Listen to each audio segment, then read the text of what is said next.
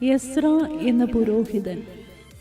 പ്രിയ കൂട്ടുകാരെ, പ്രവാസത്തിൽ നിന്ന് മടങ്ങി വന്ന ഇസ്രായേൽ മക്കളുടെ വിവരങ്ങൾ അന്വേഷിച്ചറിയാൻ അർത്ഥശഷ്ടാഹ് പറഞ്ഞയച്ച എസ്ര പുരോഹിതനെയല്ലേ കഴിഞ്ഞ കഥയിൽ നമ്മൾ കണ്ടത്. ഇന്നത്തെ കഥയിൽ എസ്ര പുരോഹിതനെ കൂടുതലായും അയാൾ ഇസ്രായേൽ ജനത്തിന് വേണ്ടി ചെയ്തത് എന്തൊക്കെയാണെന്നും നമുക്ക് നോക്കാം.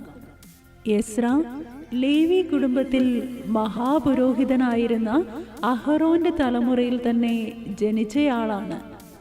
ഈ എസ്ര ഇസ്രായേലിന്റെ ദൈവമായ യഹോവ നൽകിയ മോശയുടെ ന്യായപ്രമാണത്തിൽ വിദഗ്ധനായ ശാസ്ത്രിയായിരുന്നു. അവന്റെ ദൈവമായ യഹോവയുടെ കൈ അവന് അനുകൂലമായിരുന്നു. അത്യുന്നതനായ ദൈവം പാഴ്സി രാജാവായ അർത്ഥശഷ്ടാഹിന്റെ ഹൃദയത്തിൽ പ്രവർത്തിച്ചു. രാജാവ് എസ്രയെ വിളിച്ച് അവനെ യഹൂദയിലും യെരുശലേമിലുമുള്ളവരുടെയും ദൈവാലയത്തിൻ്റെയും കാര്യങ്ങൾ അന്വേഷിക്കുന്നതിനു വേണ്ടി പോകാൻ അനുവദിച്ചു. അവനോട് കൂടെ പോവാൻ മനസ്സുള്ള ഏവനെയും കൂടെ അതിനനുവദിച്ചു. എസ്രയ്ക്ക് ആവശ്യമുള്ളതൊക്കെയും ചെയ്തു കൊടുക്കേണ്ടതിന് രാജാവ് നദിക്കക്കരെയുള്ള ഭണ്ഡാര വിചാരകന്മാർക്ക് കൽപ്പനയും കൊടുത്തു. ദൈവമായ യഹോവയുടെ കൈ എസ്രയ്ക്ക് അനുകൂലമായിരുന്നതിനാൽ അവൻ ധൈര്യപ്പെട്ട് തന്നോടുകൂടെ പോരേണ്ടതിന് ഇസ്രായേലിലെ തലവന്മാരെ കൂട്ടിവരുത്തി. ഈ ആളുകൾ പാഴ്സി രാജാവായ കോരശിന്റെ കൽപ്പന പ്രകാരം സെരുബാബേലിന്റെ നേതൃത്വത്തിൽ ഒരു കൂട്ടം ആളുകൾ ഇസ്രായേലിലേക്ക് തിരിച്ചു വന്നപ്പോൾ അവരോട് കൂടെ പോരാതെ പാഴ്സി രാജ്യത്തിൽ തന്നെ നിന്നവരായിരുന്നു. സെരുബാബേലിന്റെ നേതൃത്വത്തിൽ ഏകദേശം 60 വർഷങ്ങൾക്ക് മുമ്പ് ആളുകൾ തിരിച്ചു വന്നത് തകർന്നു കിടക്കുന്ന ദൈവത്തിന്റെ ആലയം പണിയുക എന്ന ഉദ്ദേശത്തോടെ ആയിരുന്നു.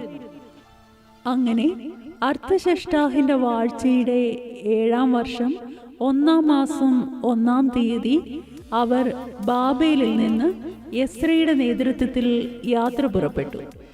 അവർ കൃത്യം 5-ാം മാസം 1-ാം തീയതി യെരുശലേമിൽ എത്തി.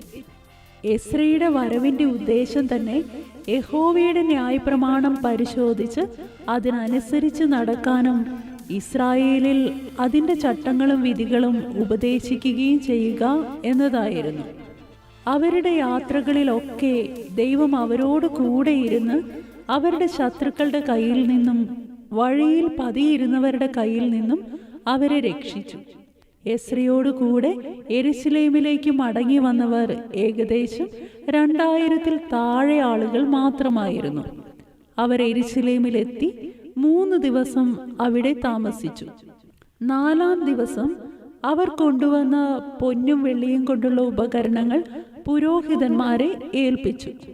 പിന്നെ അവർ എല്ലാ ഇസ്രായേലിനും വേണ്ടി ഹോമയാഗവും പാപയാഗവും അർപ്പിച്ചു. അവർ രാജാവിന്റെ ആജ്ഞാപത്രങ്ങൾ നദിക്കിക്കരെയുള്ള സംസ്ഥാന അധിപതിമാർക്കും നാടുവാഴികൾക്കും നൽകി. അവർ ജനത്തിനും ദൈവത്തിന്റെ ആലയത്തിനും വേണ്ടുന്ന സഹായങ്ങൾ ചെയ്തു. തുടർന്ന് എസ്ര സെരുബാബേലിനോട് കൂടെ പ്രവാസത്തിൽ നിന്ന് വന്ന ജനത്തെ പരിശോധിച്ചു. ഈ ചുരുങ്ങിയ കാലം കൊണ്ട് തന്നെ ഇസ്രായേൽ മക്കൾ ദൈവകൽപ്പന വിട്ടുമാറി ദേശനിവാസികളോട് ഇടകലർന്നിരുന്നു. അവർ ജാതികളുടെ മ്ലേച്ഛതകളെ ചെയ്യുകയും അവരുടെ പുത്രിമാരെ തങ്ങൾക്കും തങ്ങളുടെ പുത്രന്മാർക്കും ഭാര്യമാരായി എടുക്കുകയും ചെയ്തു. അങ്ങനെ വിശുദ്ധ സന്തതി ദേശനിവാസികളോട് ചേർന്ന് അശുദ്ധമായി തീർന്നു.